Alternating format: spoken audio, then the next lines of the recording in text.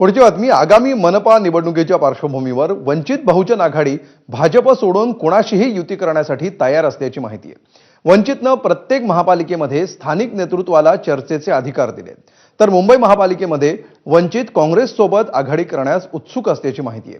पाहूया या संदर्भातला हा खास रिपोर्ट। युतीचा हात पुढे करून लोकसभा स्वतंत्र लढले, विधानसभाही स्वतंत्र लढले, पण महापालिका निवडणुकांच्या निमित्तानं प्रकाश आंबेडकरांची वंचित बहुजन आघाडी पुन्हा युतीचा हात पुढे करणार असल्याची माहिती आहे। महापालिका निवडणुकीसाठी वंचित नवीन रणनीतीच्या तयारीत असल्याची माहिती सूत्रांनी दिली आहे। महापालिका निवडणुकीत वंचित युतीच्या तयारीत आहे, मात्र भाजप वगळता इतर सर्वच राजकीय पक्षांसोबत युती करण्याचे पर्याय वंचितनं खुले ठेवले असल्याची माहिती सूत्रांनी दिली आहे। वंचितच्या प्रकाश आंबेडकरांनी युती संदर्भात प्रत्येक महापालिका क्षेत्रात स्थानिक नेतृत्वाला चर्चेचे अधिकार दिले।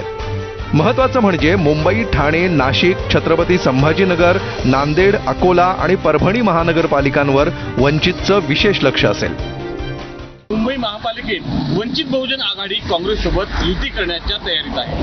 या संदर्भात दुसऱ्या फळीतील नेत्यांची चर्चा सुरू असल्याची माहिती आहे। तर ठाणे आणि छत्रपती संभाजीनगर महापालिकेत वंचित बहुजन आघाडी शिंदेच्या शिवसेनेसोबत युती करण्यास उत्सुक असल्याची माहिती कळते।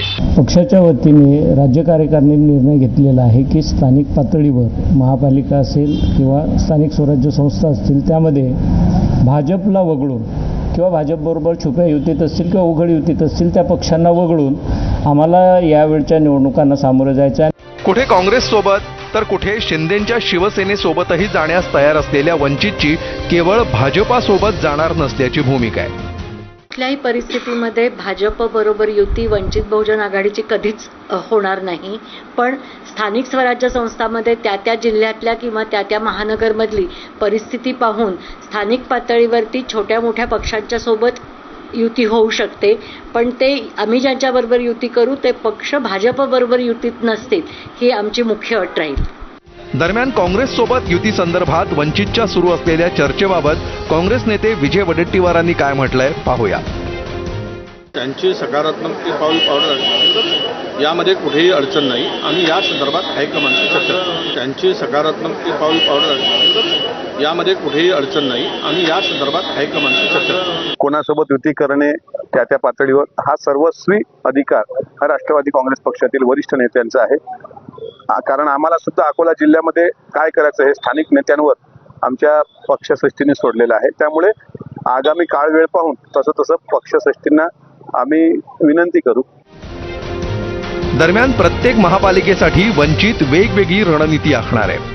स्थानिक पातळीवर चर्चा झाल्यानंतर युती संदर्भात अंतिम निर्णय हा प्रकाश आंबेडकरांच्या हाती असेल। लोकसभा निवडणुकीत वंचित बहुजन आघाडीची महाविकास आघाडीसोबत युती होईल अशी चर्चा होती। चर्चेच्या अनेक फेऱ्याही झाल्यात। स्वतः प्रकाश आंबेडकर महाविकास आघाडीच्या बैठकीला गेलेत, मात्र सरतेशेवटी ती युती होऊ शकली नाही आणि महाविकास आघाडीच्या महाराष्ट्रात सर्वाधिक जागा आल्या तर वंचित बहुजन आघाडीचं पाणीपत झालं। तर विधानसभा निवडणुकीतही महाविकास आघाडीसोबत वंचितची कोणती युती होऊ शकली नाही आणि वंचित बहुजन आघाडीने विधानसभा निवडणुकीत एकला चलोरेची भूमिका घेतली। दरम्यान महापालिका निवडणुकांमध्ये वंचित फॅक्टर महत्त्वाचं ठरू शकतो असं काही राजकीय विश्लेषकांना वाटतंय। भाजप वगळता इतर कुठल्याही पक्षांशी युती करण्याची आमची तयारी असल्याचे ज्येष्ठ नेते अंजली आंबेडकर यांनी सांगितले। त्याचे कुठले तरी मोठे राजकीय परिणाम आपल्याला निवडणुकीमध्ये दिसून येण्याची शक्यता आहे। अकोला जिल्हा परिषद हे वंचितचे सत्ता केंद्र आहे आणि हे सत्ता केंद्र कायम राहण्याच्या दृष्टीने वंचितने इतर पक्षांसोबत युती केल्यास त्याचे निश्चित परिणाम निवडणुकीमध्ये आपल्याला दिसून येतील। महापालिकांमध्ये वंचितचं बळ वाढवण्यासाठी पक्षानं मास्टर प्लॅन आखलाय, त्यामुळे युतीचं गणित, स्थानिक पातळीवरचे निर्णय आणि प्रकाश आंबेडकरांचा अंतिम डाव येत्या महापालिका निवडणुकीत नवा ट्विस्ट आणणार हे मात्र नक्की। उमेश आलोणेसह ब्युरो रिपोर्ट, ABP माझा।